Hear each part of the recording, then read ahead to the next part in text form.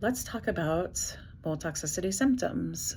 I am only going to talk about the symptoms in this video because I try to keep it under 3 minutes, and there are so many. This is coming from Dr. Jill Crista's book, Break the Mold. I highly recommend her as a resource.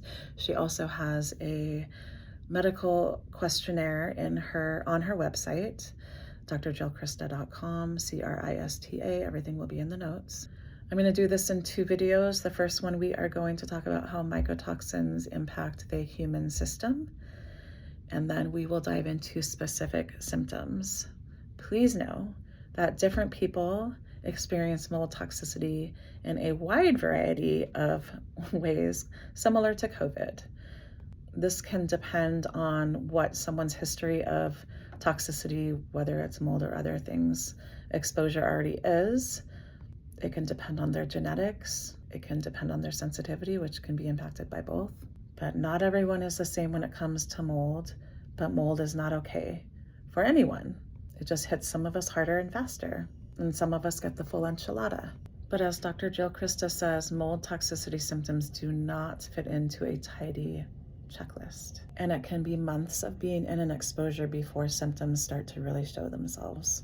Also, mycotoxins are fat soluble, meaning they are stored in the fat, and women have a higher percentage of fat, so tend to store more mycotoxins in their bodies. How do mycotoxins affect living beings? Jill Crista says the two weapons that mold has are spores and gas, mycotoxins being the gas, and that mycotoxins can cause inflammation in the sinus, lungs, bladder, and digestive tracts. They can migrate across the linings of the respiratory and digestive tracts.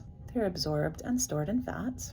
They interfere with vital cellular processes. They cause mitochondrial damage. They impair synthesis of protein, RNA, and DNA. They deplete the master cell antioxidant glutathione. They accelerate programmed cell death. They are toxic to the kidneys and liver. They affect medications metabolized by cytochrome P450 systems. They inhibit immune defenses. They cause some cancers. They winnow away the lining of the intestinal tract. They cross into the brain and weaken the blood-brain barrier. They ride the olfactory nerve into the hippocampus and frontal lobe. Here's my favorite as a doula. They can cross into the placenta and become more active in the uterus and are detected in breast milk. Next video, we will talk about specific symptoms in each system of the body. In health.